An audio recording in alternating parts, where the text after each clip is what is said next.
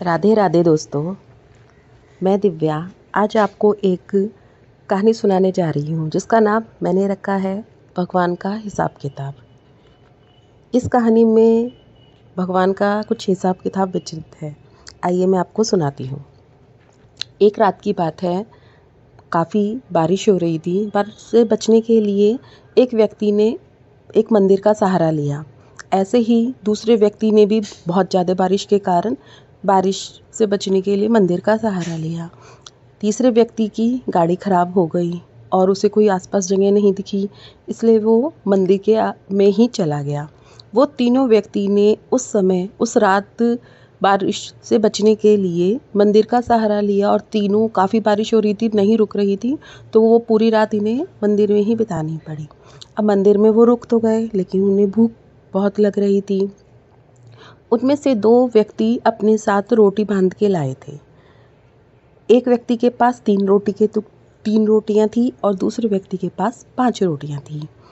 तीसरे व्यक्ति के पास खाना कुछ नहीं था, तो उन दोनों व्यक्ति ने कहा तीसरे व्यक्ति को कि कोई बात नहीं, हम बांट के रोटियां खाएंगे और तुम भूखे नहीं रहेंगे, हम तुम्हें भूखा नहीं छोड़ेंगे।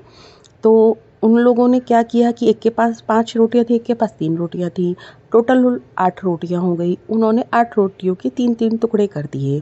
टोटल 24 टुकड़े हो गए। अब उन्होंने 24 टुकड़े रोटियों के 3 जनों ने डिवाइड कर लिए। 8-8 रोटी के टुकड़े हर व्यक्ति को मिल गए। अब उनकी रात अच्छे से गुजर गई। तीनों व्यक्ति सज्जन थे, सभ्य थे, अच्छे से उन्होंने रात बिताई। सुबह हो गई।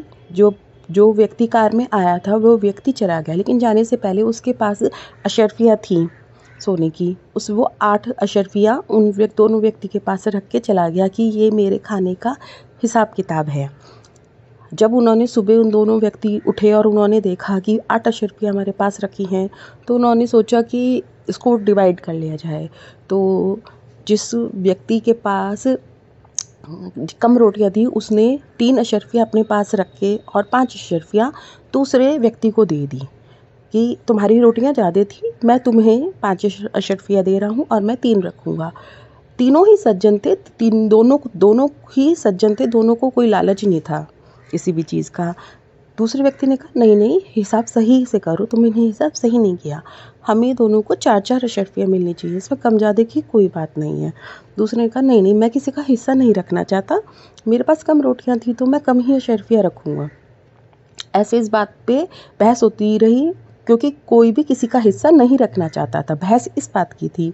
तभी मंदिर का पुजारी आया। उन्होंने मंदिर के पुजारी ने कहा मुझे बताओ क्या बात है, मैं तुम्हारा जवाब देता हूँ।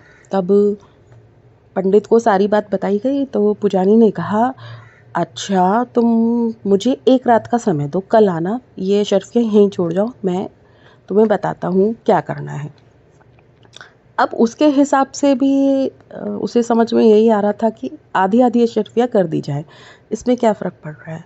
लेकिन रात में उसे भगवान ने सपने में आए और कहा कि इस अशर्फियों का विभाजन ऐसे नहीं, कैसे होना चाहिए। उन्होंने बताया भगवान ने कि जिस व्यक्ति के पास 3 रोटियां थी उसको 1 अशर्फी मिलनी चाहिए और जिसके पास 5 रोटियां थी उसे 7 अशर्फियाँ मिलनी चाहिए। ये जवाब सुन के पंडित हैरान रह गया। वो कहने लगा भगवान, आपका हिसाब मुझे नहीं समझ में आया, कैसे हिसाब कर रहे हो आप, उसे 1 क्यों और उसे 7 क्यों। तब भगवान ने कहा देखो, उस व्यक्ति ने 3 रोटियां दी, दूसरे व्यक्ति ने 5 रोटियां दी। उन्होंने उसके 3-3 टुकड़े करे, 24 टुकड़े, तीनों को 8-8 टुकड़े मिले। जिस व्यक्ति की 3 रोटियां थी उसको 9 कितने टुकड़े मिले, 8 टुकड़े। उसकी रोटियों के 3 रोटियों के कितने टुकड़े हुए, 9। 8 तो वो स्वयं ही खा गया, तो उसने सिर्फ अपने हिस्से में से 1 टुकड़ा दिया। जबकि जिसके पास 5 रोटियां थी उसने 7 टुकड़े दिए दूसरे व्यक्ति को, तो इसलिए उसको 7 अशर्फियाँ मिलनी चाहिए और जिसकी 3 रोटियां थी उसको 1 टुकड़ा मिलना चाहिए। ये सुन के पंडित का तो सर घूम गया और वो कहने लगा भगवान, आपका हिसाब किताब कितना विचलित है, ऐसा तो कोई भी हिसाब किताब नहीं कर सकता। अगले दिन वो दोनों व्यक्ति आए, पंडित ने उन्हें हिसाब समझाया और वो दोनों भगवान का हिसाब समझ के चुपचाप अपने अपने हिस्से की अशर्फियाँ लेके चले गए। इसलिए मैं कहती हूँ, हम बहुत बार अच्छी चीज़ें करके ये सोचते हैं कि हमने इतना अच्छा काम किया, ये किया, हमें ये उतना एक्सपेक्टेड फल नहीं मिला जितना हम सोच रहे थे।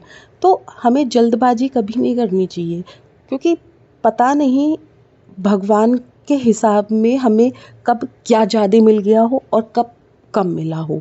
वो उसका हिसाब है, उस पे ही छोड़ देना चाहिए, सिर्फ हमें करते रहना चाहिए। ऐसे ही एक और बात है, में से बहुत लोगों ने ये बात बहुत बार पूछी कि बहुत लोग पूजा पाठ बहुत करते हैं और लेकिन वो बैठ के दूसरों की बहुत बुराइयां करते हैं और दूसरों की काट करते हैं। तो क्या ऐसी पूजा सही है? हम पूजा नहीं करते लेकिन हम दूसरों का बुरा भी नहीं करते। हमें तो वही सही लगता है कि मन साफ है तो सब सही है। उनका कहना गलत नहीं है और जो पूजा कर रहे हैं उनका भी गलत नहीं है। जैसे जीवन में सुख और दुख दोनों चीज़ें एक साथ चलती हैं, खट्टा और मीठा। इसी तरह जब आप अपने कर्म अच्छे शुभ कर्म कर रहे हो तो उसका फल शुभ हुआ, जब आप गलत कर्म कर रहे हो तो उसका फल पाप हुआ, दुख हुआ। तो इसलिए जैसे जीवन में सुख और दुख साथ चलते हैं, इसलिए आपने पूजा करी, आपने एक शुभ कर्म किया, और आपने किसी की निंदा करी, आपने अशुभ कर्म किया। तो उसी तरह शुभ और अशुभ दोनों एक साथ कर्म किए तुमने, तो उसका फल भी दोनों एक साथ ही चलता है, सुख और दुख। इससे ये मतलब नहीं कि हम पूजा नहीं करें और हम फल ही अच्छे करते रहें, हम कर्म अच्छे करते रहें। दोनों का अपना अपना शुभ दुख, सुख और दुख का अपना अपना कर्म है। इससे किसी का कोई लेना देना नहीं है। आपको इसलिए ही जीवन में शुभ भी भोगना पड़ेगा, अशुभ भी भोगना पड़ेगा। हम आज के समय में जो कर्म करते हैं वो अपनी सहूलियत के हिसाब से करते हैं, अपने कंफर्ट को देख के करते हैं कि हमारा कंफर्ट किस में है। इसी तरह से हम धर्म के हिसाब से कर्म नहीं करते, तबकि कर्म हमें धर्म के हिसाब से करने चाहिए, ना कि अपने कंफर्ट के हिसाब से करने चाहिए। लेकिन हमने अपने कर्म अपने कंफर्ट के हिसाब से बनाए हैं। इसी तरह से जीवन में सुख भी आता है और दुख भी आता है, वो हमारे पाप और अधर्म से चलने के कारण ही होता है। मेरे हिसाब से शायद दोस्तों आपको मेरी बात समझ में आई हो। तो अब मैं इस कथा को समाप्त करूँगी। जय श्री राधे राधे।